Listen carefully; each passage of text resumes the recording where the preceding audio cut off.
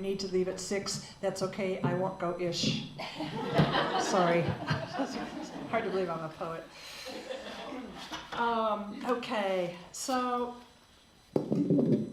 it's really a joy to read with Willa, and those are beautiful poems, and thank you for reading that one about the institution. Very powerful and beautiful love poem with which you ended too, thank you.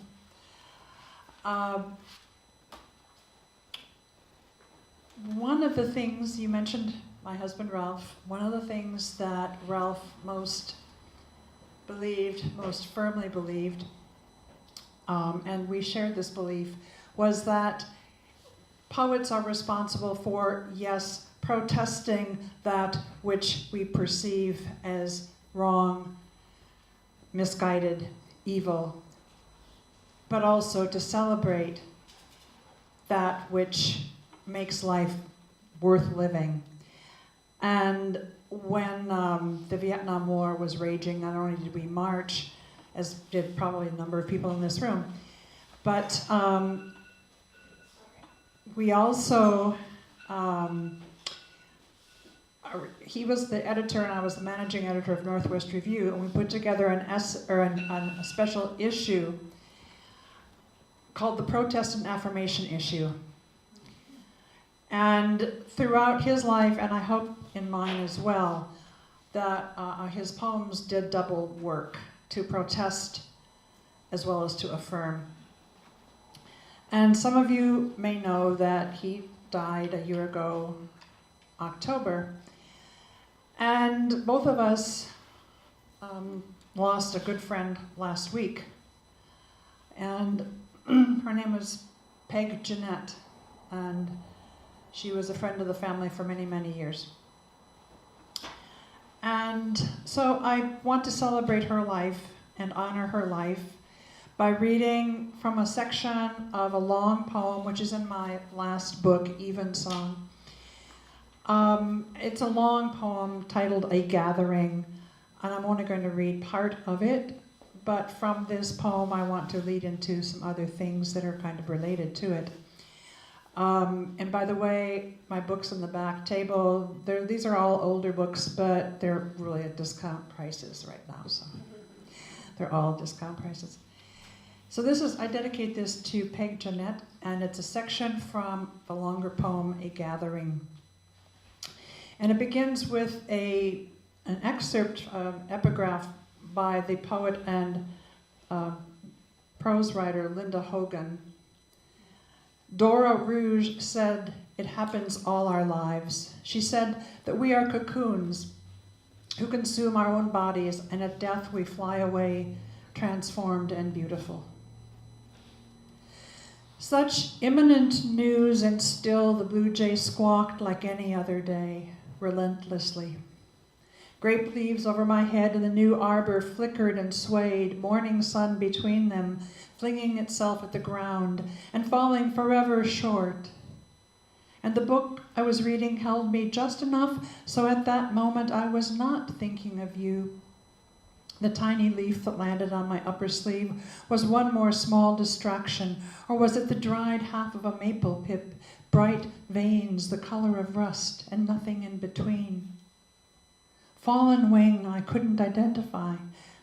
Which bush, which nearby vine had leaves like that? And I should insert, this was written for another friend who died many years ago. Her name was Mary. Which nearby vine had leaves like that? And then just as quietly as it had come, the moth rose and was gone. Mary, I said without thinking, Mary, and waited for the call. Next section is titled, Why Not? If our softest words, spoken into a cellular phone, can beam out and up to satellites hundreds of miles above us and bounce back to ears on the other side of the earth in less time than it takes to type the word less. If we grant to radio waves the power to cross open air between the hill with its blinking red tower far outside of town, and beam the same voices and music right through the walls of homes, offices, skyscrapers, cars on the freeway, moving in different directions all at the very same time? If invisible waves of impulse can, like the pitch picked up by the ears of dogs, slip without our knowing into spaces inside us, around us, and just as silently leave, why not the Spirit?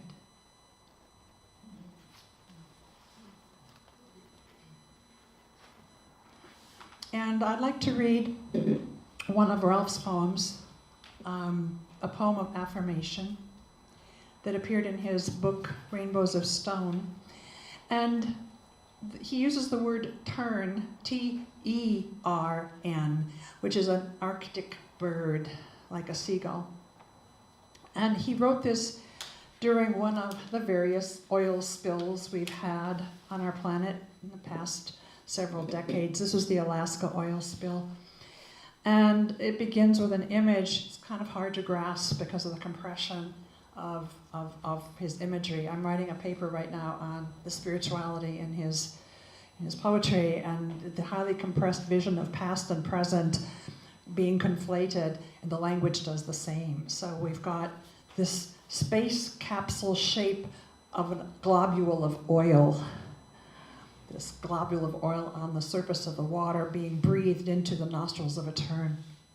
And it's like shaped like a space capsule. Around the sun, the Alaskan oil spill. Space capsule-shaped globules of oil re-entering the atmosphere in the nostrils of terns. An ocean of air between words' furthest surges and home. I say a tern may return, eons from its final breath, and smother some other creature. And I say my cells may return, eons from poems, which say each tern is sacred, its flesh to become new life, to go on sustaining lives, which say that oil formed from the dead is sacred, not to be wasted or used to gratify greed, which say, with all the breath a mind can hold, each moment of life is sacred, and timelessness, and death.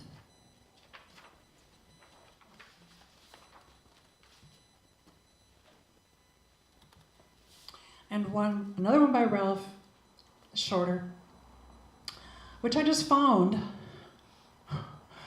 I'm still finding things he wrote that haven't been published yet. And it's a poem titled My Teachers, An Appreciation and Some Recognitions.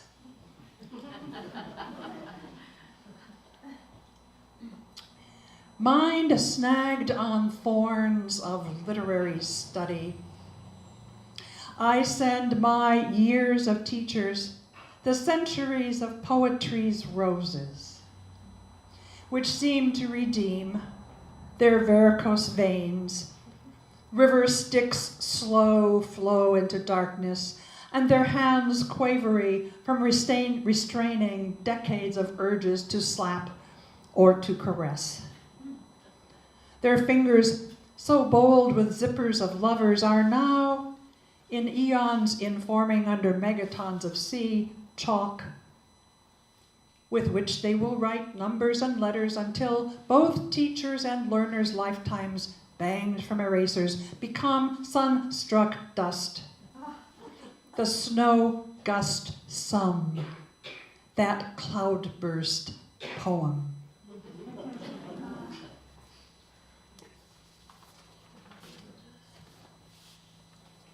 Pas de deux. I'm not sure I'm saying it right. Pas de deux. The dance, right. I used to be the fastest runner in my class. Not your common cheetah, outdistancing even its spots. Oh no, I was the wind's wind, never held back by fences or words, never aware of limits. Now, with more than 40 years together, when I see you walking slower than clouds in a windless sky, now, when I see clear to the end of our road, I slow down. I let these minutes stretch as far as they will go.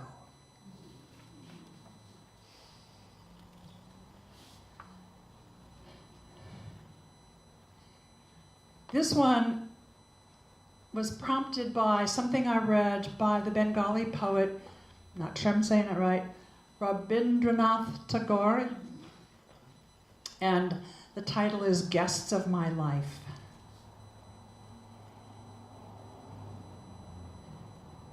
You arrive in the hours just after dawn, and you when the sun has set.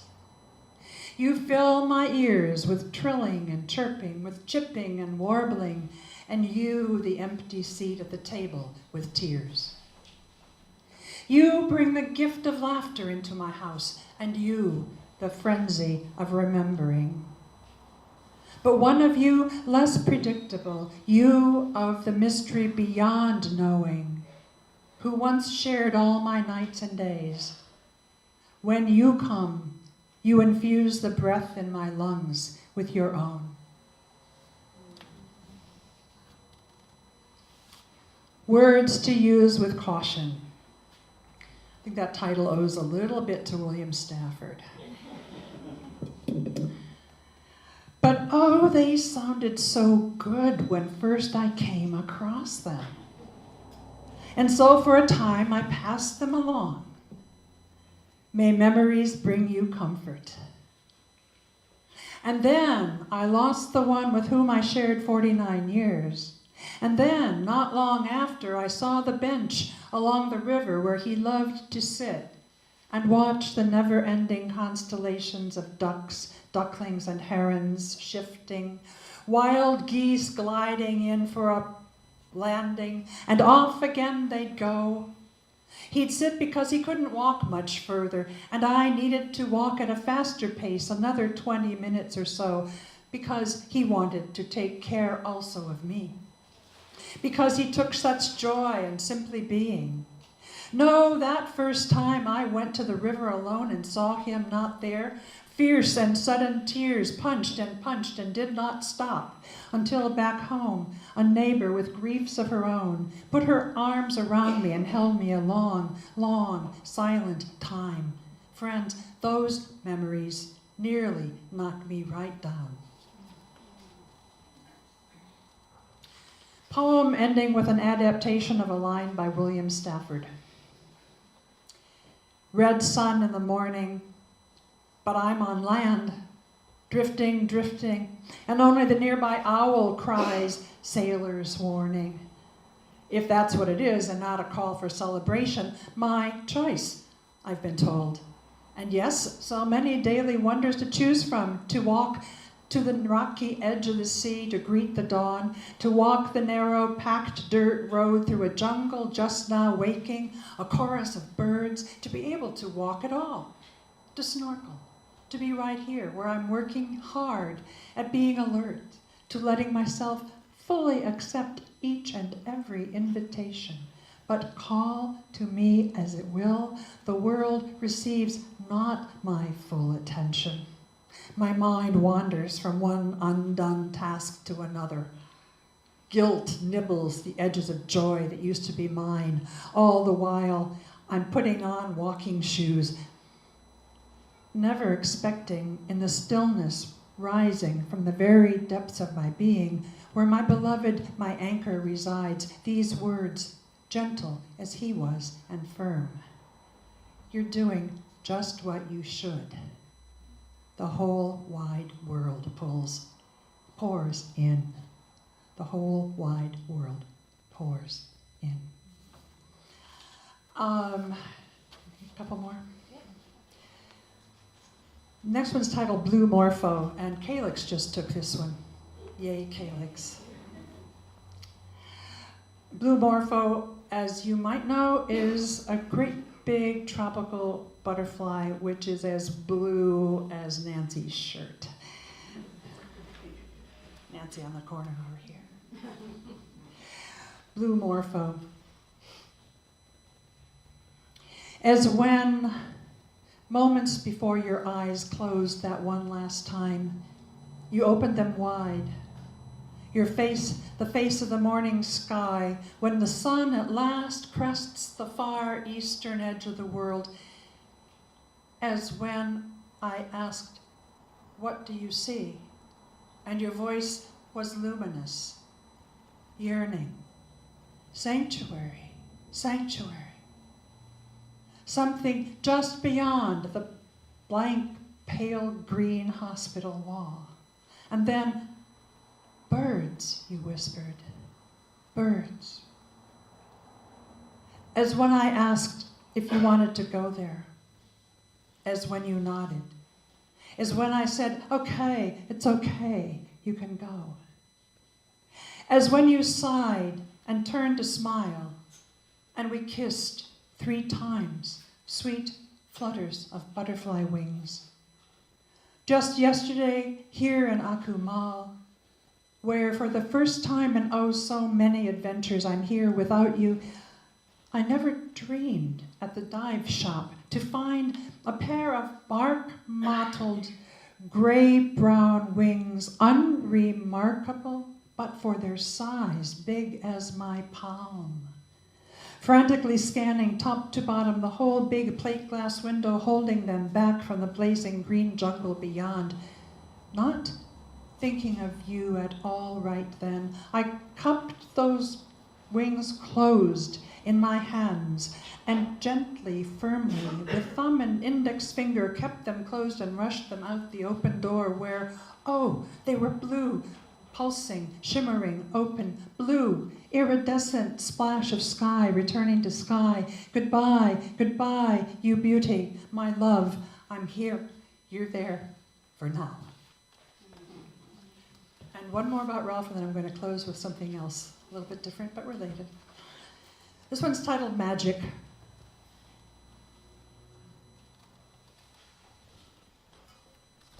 And thank you for being with me through this. Magic. That point where the plane with a loved one inside is still in sight. Unthinkable speck. Star that blinks into blue and is gone.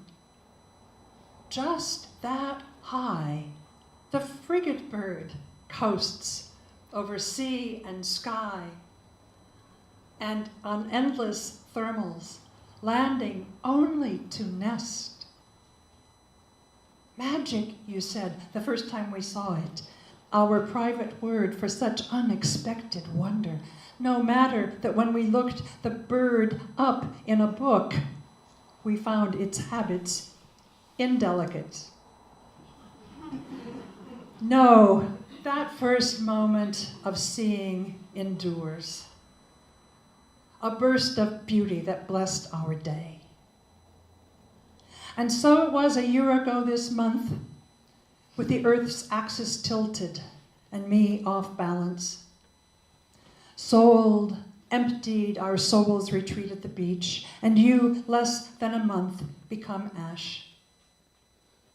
Folded my heart, swept the cabin, and ready for new owners. Stepping outside to lock the door, suddenly, magic. Joined at the stem, 2 perfect, bright, red autumn leaves on the floor of the deck. Leaves I couldn't identify. Everything else nearby was green. Ay, mi amor.